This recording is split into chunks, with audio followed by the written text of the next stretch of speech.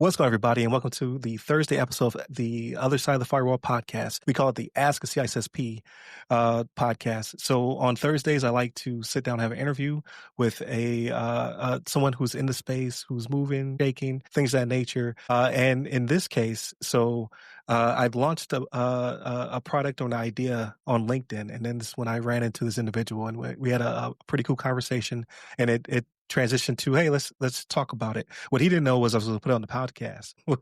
I always forget up front, so definitely continue to check us out. We're now down to 1 hour-long episode a week, and then also the hour-long interview as those things progress. We're on 9 FM in the Atlanta metro area, as well as the TuneIn app on Tuesdays at 8 p.m., and then you can catch us on pretty much every platform of your choice any other time. But with that being said, I bring you Bryce. So Bryce is, I want to say you have 3 decades of experience, 2 decades of which come from the Air Force. So you also bleed blue. It's always good to have an Air Force veteran on the podcast. But if you can for me, I would like for you to introduce yourself, give us a little bit of your background and your experience, and then we can go on from there. Man, A-Town. Happy to be talking to A-Town tonight. A-Town, and I'm not Austin. I'm not A-Town down, baby. I'm Bryce Englin.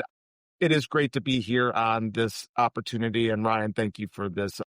Bryce Englin is my name. I go by Bryce, or as I tell folks, you can call me Bama. Why do I say that? Roll Tide, baby, roll Tide. I know you Georgia fans ain't going to be liking that too much, but that's okay. I have, as an SEC guy, I've got a lot of love for Georgia, and I really do have a lot of love for the South and for such a great city. So I am retired United States Air Force. I spent 20 years in uniform. I tell folks of that 14, about 20 years, believe it or not, was overseas. So I've lived Turkey, which me and Ryan were talking about beforehand. I've lived in Iceland, did 2 tours in Japan, so 6.5 years. Oh, I'm jealous. Across 2 tours in Japan. Worked at the U.S. Embassy in Cairo, Egypt, for 3 years from 2004 to 2007.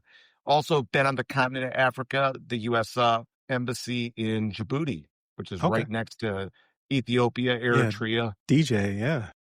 Yeah. And then, interesting story, I love to talk to folks. I was actually deployed to Kuwait the day 9/11 happened. Oh, wow. Yeah, that's interesting. That would definitely be an interesting story. We should definitely pick up on that. If we don't talk about that here, we should definitely talk about that. Like you said, maybe we have another project on our hands. Yeah. No, I agree with you. 10 years later, took off for Afghanistan 8 days after the daughter was born. So I missed, and I got a buddy of mine who, and while I was there, I was actually, believe it or not, setting up a knowledge management cell, SharePoint foundations, organizational foundations for different multi-networks, doing a lot of IT project management at the about a 450 person organization level. I have to remember, we don't want to in this space talk about organization. And, you want to give qualify or quantify manpower. So my space personally today, since retirement, is in the area of international cooperative development. So I enjoy academia pretty much is where my space is. So I've spent 4.5 years after I retired teaching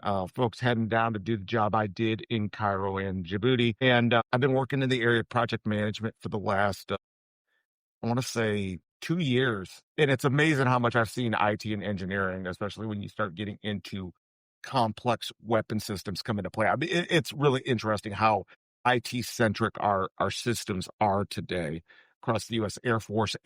But long-term, my goal is academic with a focus on coaching and mentoring, collaborative, with a focus on meta-modernize, finding that happy medium or oscillating towards a solid foundational position in the scope of organizational and management culture. So the idea is help organizations teach leadership and management, because it is an area where a lot of folks, they might say, oh, I'm a leader, but really you're a manager. And the IT spaces, cybersecurity spaces are areas where we're starting to see disruption and churn. And I think this is why I wanted to come on and talk about this is, I think from an organizational standpoint, say this as a PhD student working on a PhD in organization and management with a cognitive executive coaching from Liberty, that we're going to start to see trends, especially in national security, but even in smaller companies as well too. And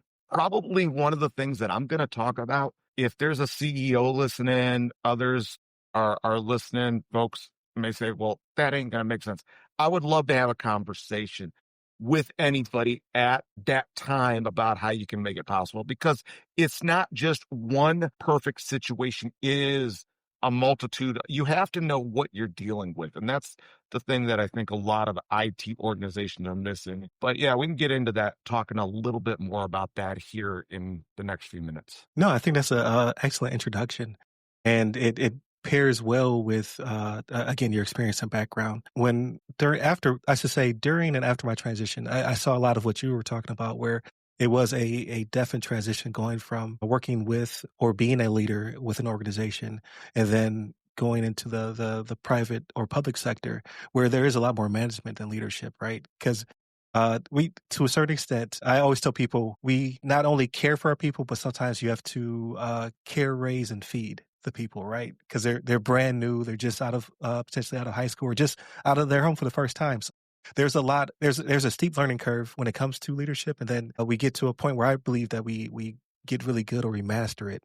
And I don't see a lot of that on the outside because you don't necessarily have to care as much for the people as you do about their specific role or duty, right? Like there's no one checking on your dental records or your shot records and things of that nature, which again can be a bit excessive, but it does give you a different frame of reference when it comes to actually caring about people and caring about their well-being and things of that nature, and just preparing them for the ultimate test of fortitude, which is combat war.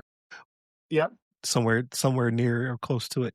But no, so I think this is going to be a great conversation. So when it comes to the pairing of the two, what made you decide to go in this direction?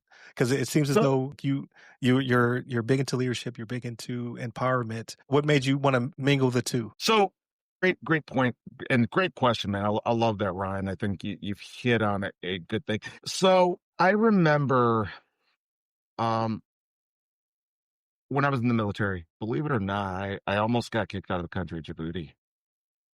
And I, for That's probably a good story. another story, another time. And I'm kind of being a little more vulnerable and open here. And I'm a human. I make mistakes. Come back. I was wound pretty tight. I ended up getting medically retired. But while I was there, somebody mentioned, I want you to read the 7 Habits of Highly Effective People. So I started noticing a trend after retirement. And as I have listened and become an audiobook junkie over the last couple of years, I've tended to notice that I've gone through the 7 Habits of Highly Effective People. I've also gone through Dale Carnegie's How to Win Friends and Influence People. Through my PhD program, I've been studying Kotter's 8-step methodology. I had a buddy recommend Goldratt's theory of constraints. Those are 4 big influencers on me. But Covey and Carnegie are very, very vital when we start to talk about human interaction. And I had to think about it for a second. Covey is really the guy who lays the groundwork in the 7 Habits and the 8th Habit, which I'm actually doing the 8th Habit for listening to the audiobook for the second time. I've listened to the 7 Habits 5 times over the last 3 years. I've gone through Carnegie's book. But Covey talks about the difference between leading and managing. So leadership, if you think about it, is setting the vision. And Cotter even highlights that. Leadership, you're setting a vision. You're empowering folks. You want folks to get out there. Management is you're kind of just gliding the position along. And what we tend to find is as we're looking at organizations today, there's a lot of over management under leadership. And one of the things I've noticed with Gen Z, especially Gen Z, and you're seeing this, and I think this is why I think cuspers, those of us Zennials, you're born at the end of Gen X, Right. like cusper catalyst.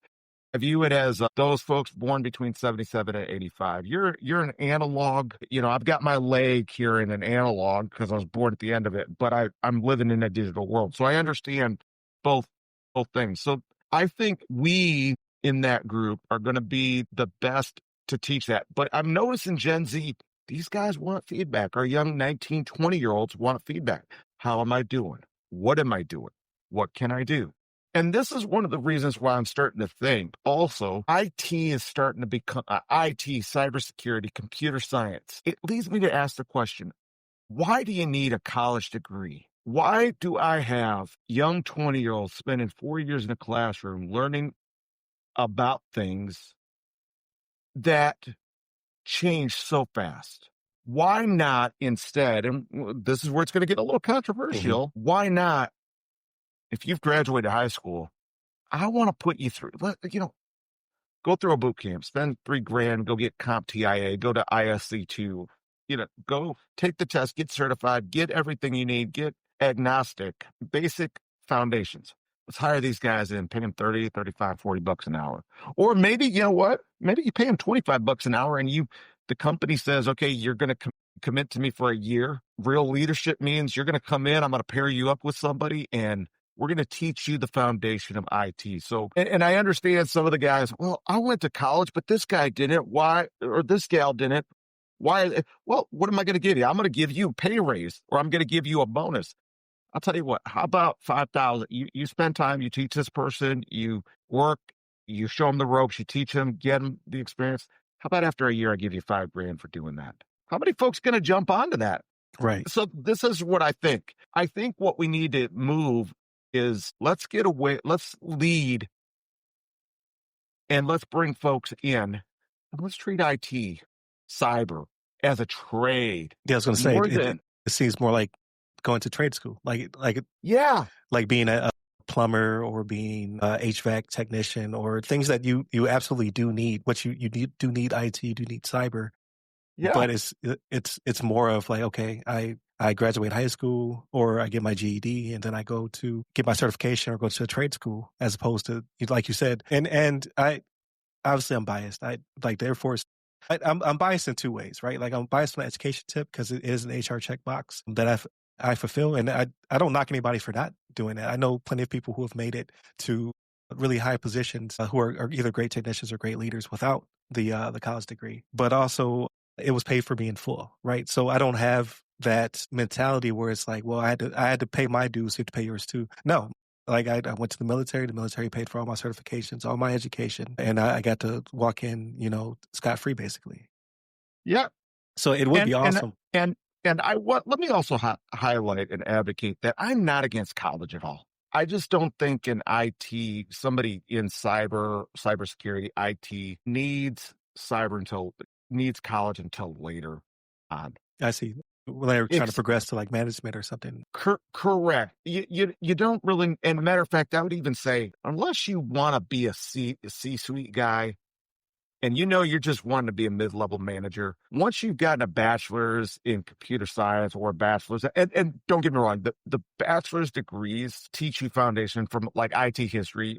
What was it? The old OSI model? Yes, there's history. There's value in understanding the concept of old programming languages. There's value in understanding. But I think the real world experience that guys gain from being out in industry working is going to translate into a more fruitful education. And it's going to also find themselves challenging and enhancing the organization as they go. So think about it. We're kind of reversing it a little bit. It's a reverse flow.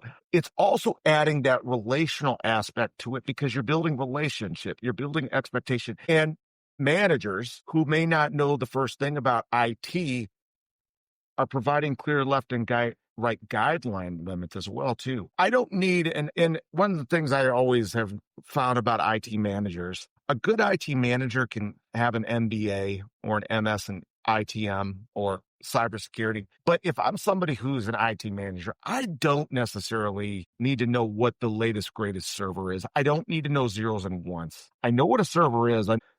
Understand the concept of infrastructure. Right. You have a high level visibility, and you understand who you need to put on the task. But real leadership is me saying, okay, we got to go see the CEO. You're coming with me. You're briefing it. And I'm going to say, what do you think? That right there, that's the basic of leadership empowerment.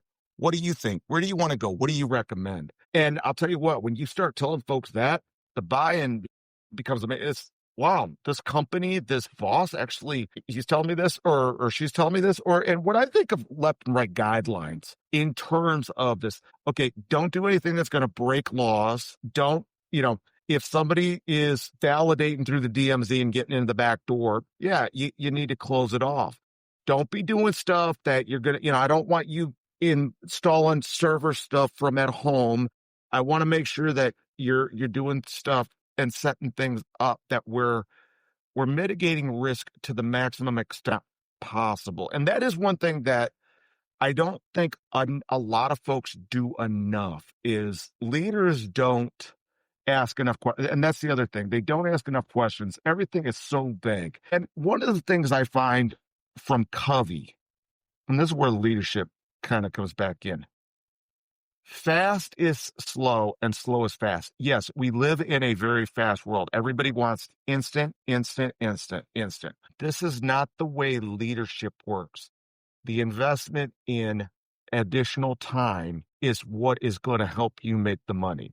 The other thing I notice is managers tend to be very hoarded. They want to hoard everything. They don't want to give because they feel like if I cede control or I facilitate, it's going to take away. It's going to take away or it's going to hamper my ability to be in control. It's like, hey, you know what? Throw the trust out there. I'll tell you what, your employees are going to give you more. Odds are you're probably going to have a young employee who's got SEC Plus, or maybe they've got Net Plus, maybe they've got the CISSP. They've been through the boot camp. They got the certification. Maybe they see a way to patch the system. Maybe they just need to experiment with zeros and ones, and they just need somebody with them to help them find that perfect position. No, I think that's awesome. It kind of mirrors a lot of the characteristics, not necessarily the same path, right, as the military, but a lot of the characteristics where they bring in a as young as a 17-year-old, teach them the basics of discipline and how to think like you're in the military, but then push you into a trade, whether you picked it yourself or whether it was available to you. But in this case, you would be picking your own trade, saying, okay, I want to pursue, IT in this portion, or I want to pursue cybersecurity in this portion. So I think that would be an interesting idea, and I think it would work out really well. But how do you change the mindset of the HR system and of the C-suite to make that happen? And actually, that's really a good question. I love it because me and a wonderful CEO, and here's how you can tell you got a great IT CEO. They'll listen, but you don't see that a lot. And I'm not going to give the person's name, but we're going across as a conversation across Blue Sky one day.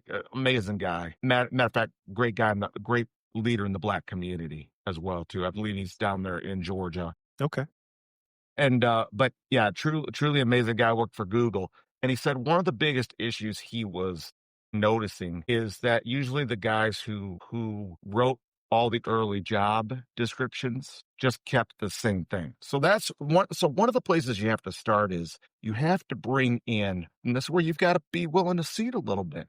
Bring in the IT folks to look over your job descriptions. And now creating an organization, it does not happen overnight. I agree with you. And you have to make sure the system's in place. And that's where I think that the questioning has to come in, where it's like, okay, what does this look like? Where are we trying to go? So as Covey talks about, begin with the end in mind. So you have to have a clear vision of where you want to go. Second, and I'm going to grab from Cotter a little bit, you have to establish a sense of urgency. IT is changing. If we're not moving with a sense of urgency, we're not moving with a sense of making things happen and Right. getting the thing to take root, it's not going to. The third piece, and this is where I think Carnegie kind of gets into play, you have to be relational. You treat people as people. You don't treat people as a resource. That means the dignity of the people. Mhm. That means the equality and the individuality. Every person has great skills. That's my version of DEI. I'm going to dignify the person. I'm going to aim for equality, and I'm going to aim for individuality because I want to celebrate the individuality. But I will also tell you, I believe when you do those things, it gives you diversity, equity, and inclusion. And yes, I will tell you, I'm all for DEI in a company. I want to see as many people as possible because there's a lot of people with a lot of great ideas who don't ever get the opportunity out there. Right. So I want to make sure that I highlight it. But that's where you start. If you're trying to make a change on the HR side, look and measure and ask that question. Can we get in by spending a year to 2 years bringing these guys in? And now this may sound a little carrot and stick, but I don't want it to sound carrot and stick. It's, hey, if you come in, you're willing to take this. Well, I'll pay you this salary, entry level. And oh, by the way, If you give me 2 years of commitment, you work with us for 2 years, we'll try to make it work, find the right mentor, line up. Because a lot of it is right folks, right fit and everything. You got to make sure that there's good synergy there. Right. And sometimes that does take a little bit of time, but you pay, you're willing to reimburse them for their boot camp costs. And another thing that comes, and this is what I was going to touch on earlier in organizational culture. I think certifications are another good thing. I don't think, if you're wanting to become a master, a manager, and you've got a bachelor's degree, this is where I think the benefit can come in with getting your ITIL, your Scrum Master, your PMP as well too. And I am a advocate that multiple certifications create the greatest legacy to a company. So if you've got one guy with a PMP, you've got a gal with a ITIL, you've got somebody with Agile, you got somebody with theory of constraints, maybe you got somebody over here with 7 habits, 4 or 5 different approaches. Guess Right. what? 4 or 5 different ways to look. You sit them down. What do you think? We can look at different things through different lenses as well too. But a master's degree, again, I think master's degree is great if you're going to be moving into the strategic management. But if you are focusing in on just, I know I want to stay project, that's where I want to go, or I want to be an engineer with a project manager, or I want to move into cyber engineering, those certifications are just as good as well too. So that's kind of where I think about that. But again, as I allude to, I'd rather the company make an investment, because when you make an investment in people and you treat them like humans, and you give them feedback, you give them the right and left guidelines, you empower those that they're mentored up with to have that. Tell you what, that's good. But what the CEOs or the guys in the C-suite need to do, you got to show up unannounced and get out from behind your desk. Now, I remember I was given a presentation on this approach to young 20-year-old students on politics and emotion at the University of South Florida a few months back. And one of the things I highlighted to them is I said, let's say you're in an organization. How would you guys feel if the CEO was coming down unannounced? Most of them got scared. I said, well, what if the Right. CEO comes down? What if the CEO is somebody who or the CIO, CKO, the chief content officer? There's somebody who just pays attention. They come down. How you all doing? How's everything going? You know, they're just a person that's there. Right. Approachable. Yeah. And they come down. Oh, I'm just here because I just want to see how things are going. Tell me what's going on. If the CIO or the chief cyber officer or the chief security officer or the chief ISSP officer, let's say, or the ISSO. Again, I will admit I'm not well versed on behind the firewall. Again, I understand it, but those, hey, how you doing? What's going on? Oh, you're zeros and one person? How's things going? How's your programming going? Do you have everything you need? Well, what are you using? Tell me what you're doing. I think leaders would be comfortable with that, but managers would not. Because now I know they want it. Yeah, now you're getting the dirty laundry, and I'm not there to filter it. Yeah, well, I don't care what the manager thinks. If Right. the managers, but here's the thing: if a manager is a solid manager, there should be no dirty laundry there. If the manager's established a good organization of trust, the dirty laundry shouldn't be there. And I think that's the funny part. But most CC guys who are approachable, their managers will know, hey, they're going to treat their managers like folks, and maybe they'll ask behind closed doors, hey, what happened here? Tell me what's going on. There's 3 sides. I usually say there's 3 sides to every story. Their side, your side, and the truth. Tell me what's going on. Just be open and honest with me. Maybe there is a misunderstanding. Maybe the relationship isn't as strong. So they just don't mesh well. They had a blow up, and okay, why'd they have a blow up? Did they not get along?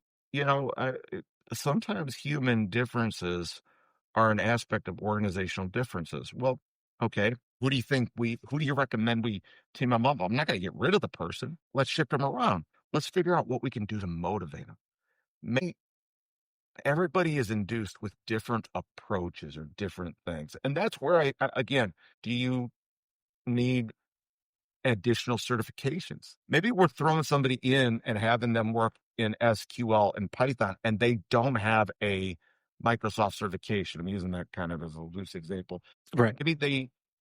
Maybe they need a step back. They're so task saturated with something going on at home. Family's struggling. Maybe maybe they need a mental health day. And I know that's kind of become the new Gen Z. I am not against mental health days. I think and it's something that organizations have to kind of understand as Gen Z starts to hit their 20s and millennials. I think millennials are still trying to wrap millennial leaders who are emerging and Mm, think of these as the guys who are 10 years younger than us. You know, Gen Xers are like, mental health day. What's that? Why is there right. a mental health day? I think there's ways to mitigate that, but also creating a workplace environment that's fun. If you got folks, matter of fact, maybe you got a bunch of gamers who work 14 hours straight and they just want to code and program. Because I've noticed in the 30 years, there's two types of folks. There's those who want to lead, and there's zeros and one guys. Right. They're the guys guys and girls who you just want to put behind a terminal and just let them program.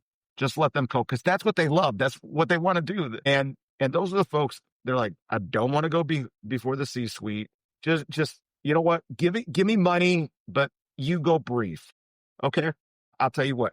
You tell me what to brief. You tell me what you're doing. I'll make it look all pretty. All I'm going to ask for you to do is I want you to watch and listen to the video feed of what we're doing so you can see what's getting briefed to the C-suites and you can see that guy and gal so-and-so did this. And I just want to let you know they did an amazing job.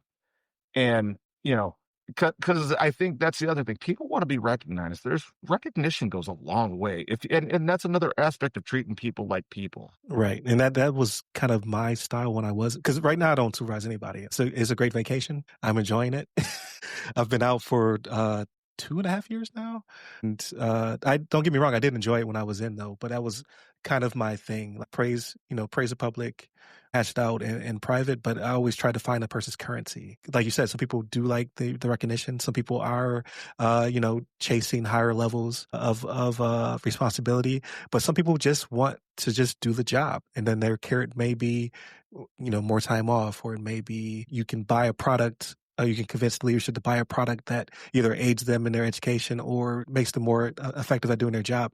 So I definitely agree, and I think that would be I kind of see that from so I've worked in 3 different jobs, so I have seen it, but usually the carrot is the bonus or the package of some sort. So it usually does come down to monetary, but I have seen other companies that do incentivize like time off. Like, okay, let's get you some time with your family and things of that nature. So it is that ebb and flow. So I think you're definitely onto something. So to go back on something you said, which I think would be beneficial to us all. I don't know, like it has to happen one day where you said that you can actually have the IT folks look over the recs. I think that should be across the board. When you look at a job rec, when you're applying for a job, they want a unicorn. They want you to know how to code. They want you to know how to, how to program this. They want you to have these 18 certs. And then when you find out what the job really is, it's a fraction of that. And you're like, wait, Yeah. I'm very overprepared for this position. Overprepared and that's and unfortunately that's why I think IT's really caught DOD. You got a lot of guys we're bringing in on contractor positions. They're so qualified, but they don't end up doing the job because nobody has set and a lot of that really is the way organizations are reading the contracts. And folks might say, well, how do you know this? You're not an expert. Trust me, I've been retired almost 10 years. I would say 7 of that is working as a DOD contractor. So trust me, I've spent enough time with IT. I've seen it in 30 years working across doing touch level maintenance, computer and living through that. I've seen it. It's not hard to observe. Most folks will disagree. And if they want to say, well, you don't know it, you're not, it's like, trust me, I've seen it. And again, people can call me. Anybody wants to call and this is open challenge. Anybody wants to call me and come into this space or come into any space and have a moderated, respectful dialogue on it. I would have that dialogue all the way through. And I say that because I got an article published that you can find in the Great Power Competition, Volume 4, on cybersecurity cooperation. How do you do cyber with international partners? How do you collaborate on cyber? How do you collaborate, especially in cyber diplomacy, when China is buying up, as an example, they're buying up infrastructure in Africa, or Right. I'll take it another one. When your modems in every country are Huawei, which I think is still under uh is still banned to this day in the United States. Or eh, so those are things that I don't think a lot of folks fully comprehend and understand. Oh, it's like, oh, I'll just get a modem. Well, do you understand the laws? I mean, look, one of the things I studied as I was writing this 31 page, and this is based off the Cyber Solarian Commission, which was a bipartisan commission done by Congress, I want to say in 2019. It was done by the House and Senate, and they realized, and there was a relational aspect into it. I mean, it was a pretty in-depth and thorough report. It was also one that emphasized the public-private partnership. And cyber is cyber IT, computers, computer security. And let me also highlight one more thing. I want folks to understand that when I think of cyber, I think of security, I think of information technology, I think of cyber as this encompassing domain, institution. It's kind of its own unique world, Right. which is another thing that most people have a hard time wrapping their head around. And matter of fact, in my article, I even highlight it. Cyber, as retired Israeli General Dan Efroni highlights, cyber is a changing environment. He has this amazing thing. It is whatever you want it to be. It can be one thing 1 minute while the next thing another minute. And where do I grab that from? I tell folks to go watch the 1982 Disney movie Tron. Tron is an That's a good example of callback. what we talk to when we think of cyber. Go watch Wreck-It Ralph 2 and see. I mean, most folks don't, you wonder, how do I envision cyber? And there is still debates raging between cyber being an environment. Well, what about cyber that enters into the air domain or land domain? That's cyber part of the land domain. That's cyber that's part of the sea or the space domain. To me, cyber is this pure man-made environment. That's where I come to. And again, as I want to make sure that I emphasize to cybersecurity guys, trust me, your role in cybersecurity is just as important as the guys who are doing programming and IT, Yeah, risk absolutely. management, Yeah. compliance. And I think that's one thing a lot of folks miss as well too, is nobody ever gives cybersecurity or information assurance the love they need, especially when they're protecting networks also. Right. It's always bolted on or it's an afterthought. And Yeah. so, like, we talk about this all the time on the podcast. And the Department of Defense no longer, right? Like they're always thinking. Well, I should say we are always trying to think cyber forward. We're always like, okay, how do we mitigate risk? How do we do X, Y, and Z? Then when you come out to the civilian sectors, the Wild Wild West, only because budgets, right? Like, so we always talk about how the bottom line for the military is, can you war? Can you deter war? Yeah. Can you go to war? And that's when we care about dollars and cents. But private sector, it's like, hey, my bottom line is this. I have shareholders. I have this. I have that. And then there's that balancing act. And of course, as a cyber professional, right, we always want to say, it's cheaper to bake me in earlier in the process than to pay the fine or the regulatory fees, because you could be out of business in 6 months with one cyber breach. Yeah. And people just don't think that way. And what was it? One of the perfect example, Colonial, the oil pipeline that that was. It's like nobody thinks about infrastructure. Matter of fact, critical infrastructure. It's amazing. I think it was the book. I always tell first ebook I ever read was where I.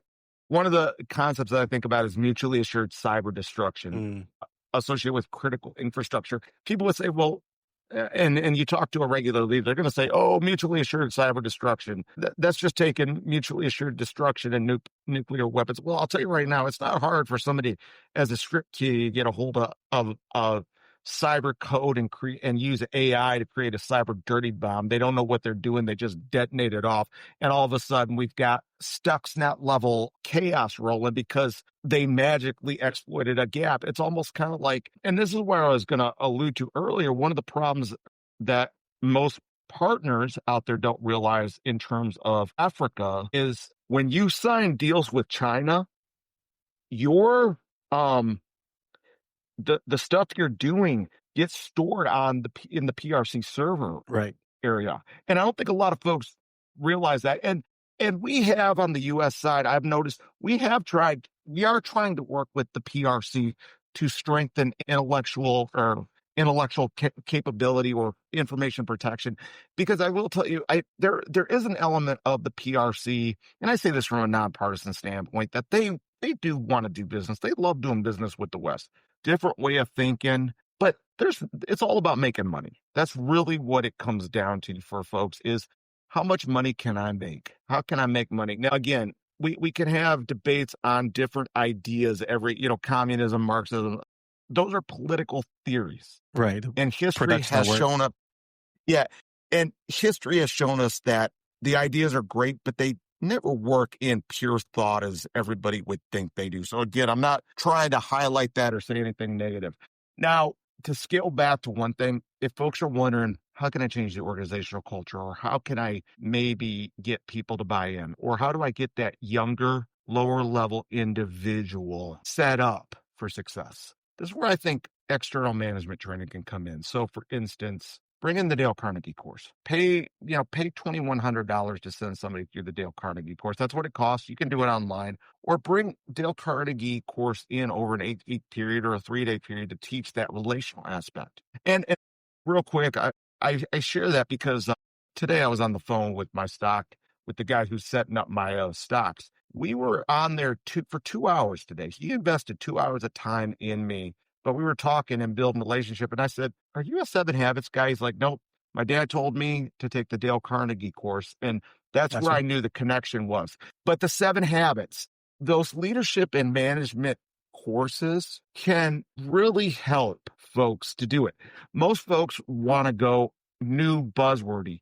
But again, as I say, you want to go slow being fast and fast being slow in this area. The more time you move, you lay out expectations, you empower, it's easy to teach folks. And that's why I think it's so much better to bring somebody in with certifications into an organization, because it's going to create that career. It's going to also leverage a sense of individuals who are going to be happier, healthier. And as we talk, it's going to be the carrot or the incentive that's going to want folks to do things.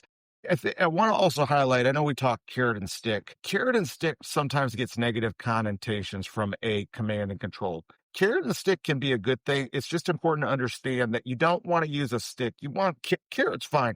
Not everybody responds to the same carrot. Not everybody responds to the same stick.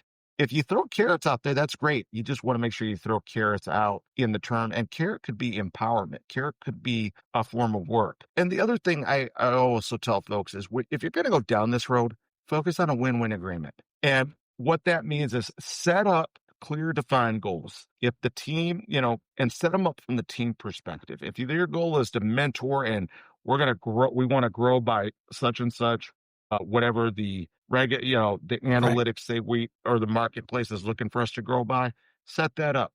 And I'll tell you what, maybe you set up a bonus based on that. That right there is what people do, but you have to do it in a collaborative manner. You have collaborative, empower, and get out of the way and just let folks go. Yeah, I think that's the hardest part is the trust factor, because everybody's concerned about career and how do I look and those optics and things of that nature. There's not as much room to fail out in the civilian world. When we were in the military, you had room to grow, right? You can go from being a teenager and not really understanding to being like, a master of controlling people's time and space where they can flourish and do well. And I think, like, when you say to bring in the Carnegie course, I think that's absolutely a great idea. Because we had that when I was stationed here at MacDill, JCSC. We brought the course in a couple of times to teach different things to do with leadership and team dynamics and things of that nature. And it was great. It was, you always learn something new. We did the 4 lenses. We did, fun stuff like that, where you got to learn about people and you got to learn a little bit deeper understanding of what drove them, what made them tick.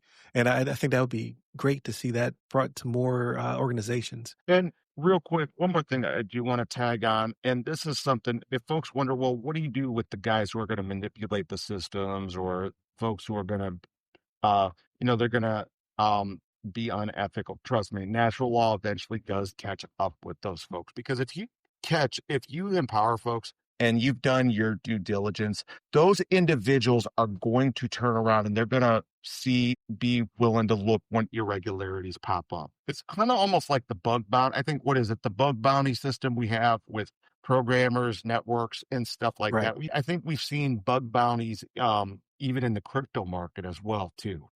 I was muted the entire Yeah. time. Yeah. So I was gonna say, yes, we have seen that, and it's always a value add to say, "Hey, come break my stuff in a controlled manner, so that way we can fix it, so there's not chaos later downstream when someone who was in it for nefarious reasons or to make money does it. I'd rather pay you a small purse than have to pay a big fine on the back end." And that right there is the ethical, when we start talking about certified ethical hackers. I mean, those are other certifications we could pay, that companies could pay as teaching folks early on. You've got Sec Plus, you've got a MCSE, or you've got Microsoft specialist. Why not? You spend 6 months getting experience. You're like, man, my jam is I want to go break stuff. Okay, let's go. We'll set up a temp environment. Mhm. The program manager Yeah, like is a getting like a ready to run sandbox. sandbox running. The project manager is running sprints and cycles. You've got everything identified. You've got 3 guys certified. You paid for certified ethical hacker. Got an exploit bugs. And oh, by the way, pay $100 for every bug you find and that you fix. And I'll tell you what, guys will eat that stuff alive. And in addition to it, especially if you start looking at the value savings once you do that, or you get bugs from the external agencies as well too. I mean, human resources systems could legitimately sit there and find, I'll give you a free month of service. Love my service so much. You found a bug. Well, let's give you a free month of service. Let's give you a free year of service. I'll tell you what, that's inducement right there. Right. No, absolutely. So I always like to pivot just before we end, because I like to capture what people are doing outside of their career, outside of their work, right? What they're doing for themselves. So we know you're big into football, right? So I know you would have a great conversation with Chris and with Shannon. I'm from Western New York. We don't have a lot of. I'm not going to say I'm not bashing us. The closest good team I have is Syracuse, right? When it comes to college football. I say all that to say, what do you do to unwind? Like, what is your happy place? Cool.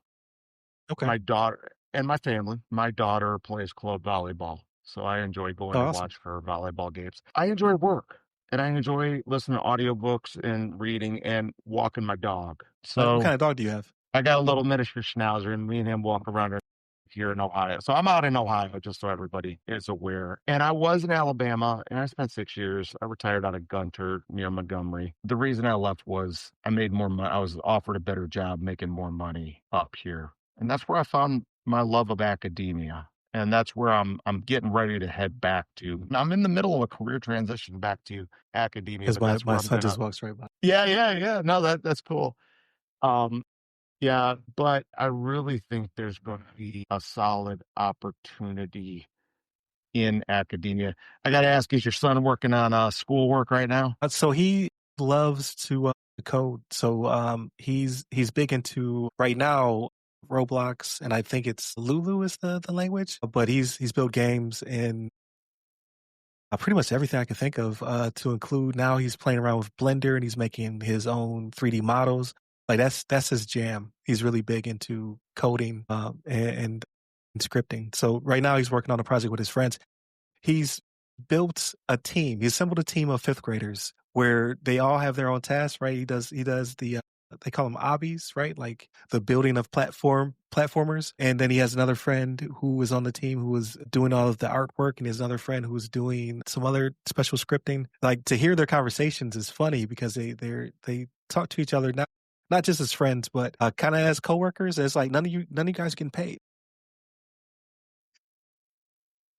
And they're having fun doing it. They're They are enjoying having the fun. value of it. I was going to say one of the things, and I think there's value in this for engineers and even team. Now, I'm not necessarily coding, but the use of Minecraft to Yeah. design projects, buildings, and other things. I think Minecraft is another opportunity for STEM career Yeah. path as That well that was too. that was the gateway. So that, like they say, the gateway drug, that was the gateway that got him into it, was Minecraft. And now he's in Roblox land for as long as that lasts because they're having some issues, but that's a whole different conversation. Like Yeah. Chris Hansen's getting involved. Like when Chris Hansen shows up, it's time to shut down. Who's Chris Hansen? That's the guy who catches you on NBC doing child predator stuff. Oh, yeah, yeah, yeah, okay, okay, Yeah, okay. like, hey, so you're here to see so and so, and the guy would like try to run out the room, and the Gotcha. FBI tackles him. That's Chris Yeah. Hansen. No, okay, now I'm following. Yeah, no, I completely understand, and that is a sense of matter of fact, I know different discussion, but that's an area of concern even I see today as a parent, and, Yeah, you know, I'm deep we into what he's doing. I log in. I ask him to show me the work. Who are you talking to? Like, are these kids really kids? Um, yeah, it's pretty crazy compared to our childhood, right? Like we just had to worry yeah. about the white van pulling up and offer you candy. Like these kids have a whole different struggle in their hands. Yeah. Well, and they've got the struggle with cyberbullying, and those are discussions we could even have multiple topics. I'm certain the age, some of the folks listening in Atlanta, the families would be like, or listening out on the podcast, would be like, well, how do you handle that from an IT perspective, or how do you handle that from an interpersonal perspective? It's very tricky sometimes, especially too. And I'll even share with you. We had that one of the very surprising the concerns that I have today. And my wife sent me a text earlier. She's like, the shooting in Minnesota, Right. the Catholic school, not even passing judgment, but it looks like there's a lot of concerns that are arising from that. And the reality is I think we're going to see that was a misguided youth who was struggling with a lot of mental health. And and as and the influence of the online environment, if we were to look from a psychological standpoint, I'm almost willing to bet that person the individual has probably got a web history going back 5 or 6 years, and they were dabbling in spaces in Right. forums of concerns. This is why I highlight to moms and dads even out there, make sure you're aware of what your kids are doing. And it is possible to be a loving parent and say, you have to qualify to them, not just because I said so, but tell them why. Tell them the world's a dangerous, dangerous place. If you're coding with friends and projects, make sure you're meeting your friends. I'll tell you what, that will go a long way. Your friend, and if you treat your kids' friends like really cool, oh hey, nice to meet you, and you treat them with respect, they're gonna be like, my parents are pretty cool. And your parents are pretty cool. They're not strict authoritarians like you say they are. They're actually treating me good. And that's how we start to build the trust as well, too. Again, different discussions we could have on different parenting. There's different approaches. But when you take an active interest in your kids, it's amazing what starts to cultivate out in the long term as well. So yeah, I think we're about time. I don't want to get you cut off. No, you're good. But yeah, no, it's a great conversation. I can't wait to read more of your work, and I know that you're in the midst of your academic journey, right? Correct. Hopefully, we'll have you back on before you get the doctor title, right? Get you on here a Yeah. few times. No, go ahead. All I was going to say is, no, there is, with the greater group of folks, I would love to come in and spend some time with you guys having a longer term, duration talking. And I was looking through them, so, your co-hosts, they all have a very well-versed background. I think one guy, I mean, all prior military, great IT experience, and all amazing certifications, whether from ISC2, I saw one of your co-hosts, he has MCSE. I think you have CISSPs. You've got varied group, and there's so much to that you could spend time doing. So to me, this is about just having that organizational and management discussion within the IT or the cybersecurity sphere, because that is such a area that you can find. And metamodernism is a topic that I would love to talk about. It's where I think my dissertation's going. And there is a way to have that discussion, highlight what it means to oscillate towards a solution. But again, we would probably need an hour for that discussion alone, Gotcha. based on what it is and how you apply it into the IT and cyber arenas. No, absolutely. That may be the next one that we have, or that get you on the show with the rest of the crew. But this was a great conversation. I really appreciate you. hitting me up on LinkedIn, where I get a lot of people asking to be on the podcast, and then, spending the time and sharing your knowledge. So definitely continue to check out the podcast. So this is the Thursday episode of The Other Side of the Firewall. You check us out every week. We have a new episode every week. We're also on UDJY 99.1 FM out of Atlanta metro area and your podcast platform of choice. And where can they find you, Bryce? So I can be found on LinkedIn under my name, Bryce, Bryce Englin. My social media, I am on Facebook. I do not use X. I use Blue Sky, and you can find me out there at Bryce Englin on Blue Sky. Most of my LinkedIn stuff is going to be a lot of business leadership things. I tend to post things that are meant to get folks thinking.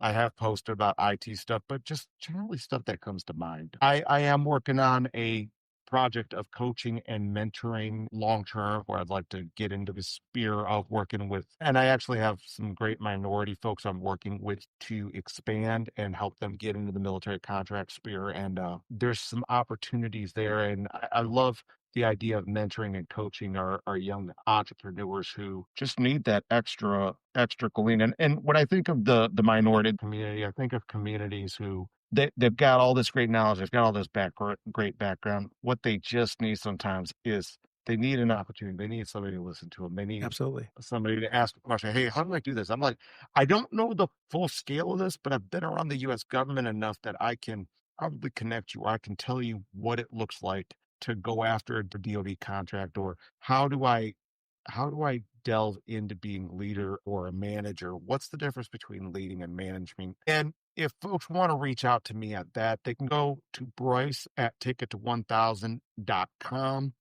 Make sure you're using the number 1000 in there, and I will do my best to respond back and answer questions. I'm always open to do easy things. I don't mind spending an hour with people and doing things, because the way I look at it is money's going to find its way eventually.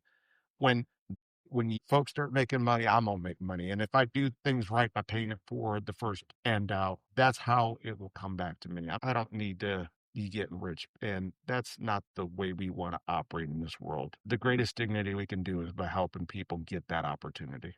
That's awesome and well said. So thank you again for your time, Bryce, and for everybody listening. Stay safe, stay secure. All right, thanks.